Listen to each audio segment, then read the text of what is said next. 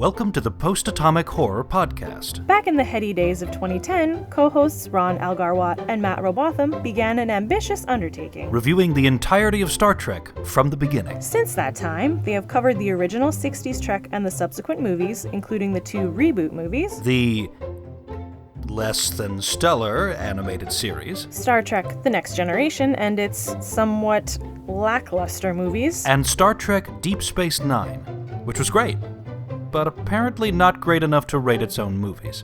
That's over 60% of the way to their goal in just over 5 years. Pause for self-congratulatory applause. We imagine that this giant pile of television must seem pretty intimidating, or even downright inaccessible to the uninitiated. Fortunately for you, the Post-Atomic Horror is not one of those shows that expects you to remember where Captain Kirk was born, Iowa, or which Star Trek characters have suddenly developed additional body parts to suit the plot. Spock, and Worf. In fact, we're confident that we can get you up to speed with everything you need to know in approximately 6 minutes. The original Star Trek took place in the 23rd century.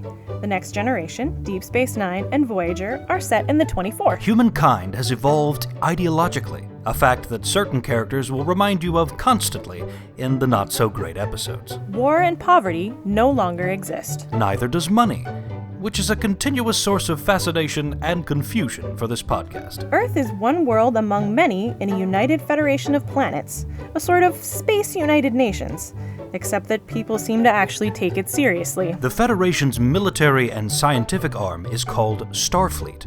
They explore space in starships.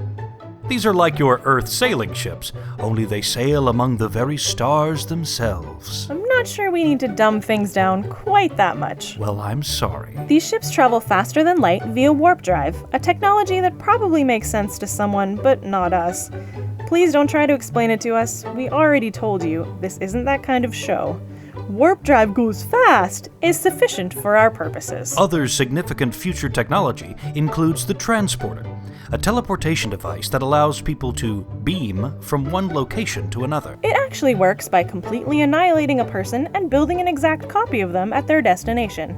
But this is something else it's best not to think too much about. The replicator works on a similar principle, creating simple objects and even edible food from stored molecular patterns. And the holodeck provides a clear illustration that nobody who has ever written for Star Trek understands what a hologram actually is. In the universe of these shows, a hologram is just a computer-generated, entirely realistic environment with lifelike people you can interact with. Sometimes those people gain self-awareness.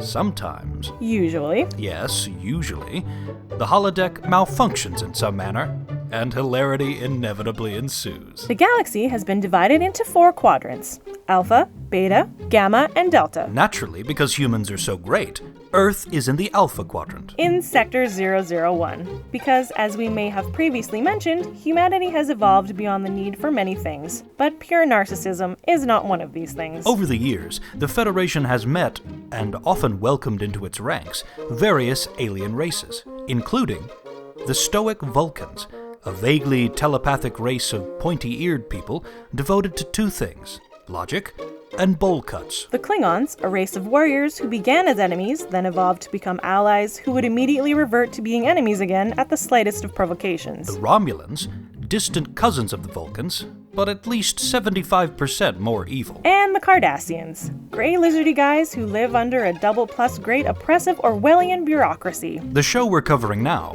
Voyager, focuses on a ship called, wait for it, The USS Voyager. while chasing down some criminals called Maquis. Freedom fighters. Criminals. Voyager encountered a spatial anomaly. These are floating plot devices that happen far too frequently to accurately be called anomalies. Both Voyager and the Maquis ship were thrown across the galaxy to the heretofore unexplored depths of the Delta Quadrant, from which, even at top speed, it would take over 75 years to return. Half of Voyager's crew died in the process, so, for some reason, they thought it would be a good idea to absorb the Maquis, whom we remind you are criminals, into their crew. The crew, as it exists now, is led by Captain Catherine Janeway, scientist, coffee drinker, holographic romance novel enthusiast. Commander Chakotay is the first officer, we're struggling to find an adjective that is not a synonym for dull. Lieutenant B'Elanna Torres is the half-Klingon chief engineer. Lieutenant Tom Paris is a guy so creepy that he should be in prison.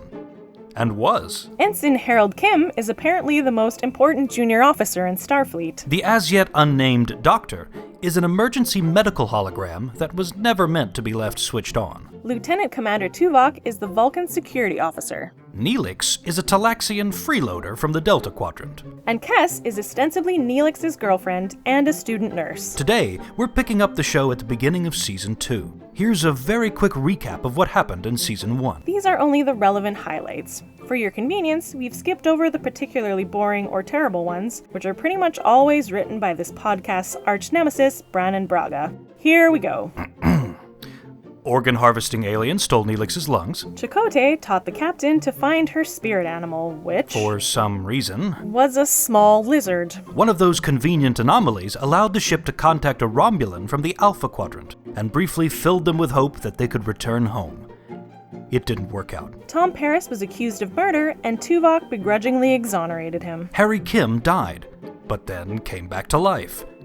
Somehow. The crew encountered a race with advanced technology that would have allowed them to return home. This also did not work out. Chakotay's girlfriend was revealed to be an undercover Cardassian. Harry Kim and some other guys got trapped in a Beowulf simulation on the holodeck, which, we remind you, malfunctions often. And, as promised, hilarity did indeed ensue. B'Elanna was kidnapped by those organ-harvesting guys from before, and was split into two people, representing her Klingon and human halves.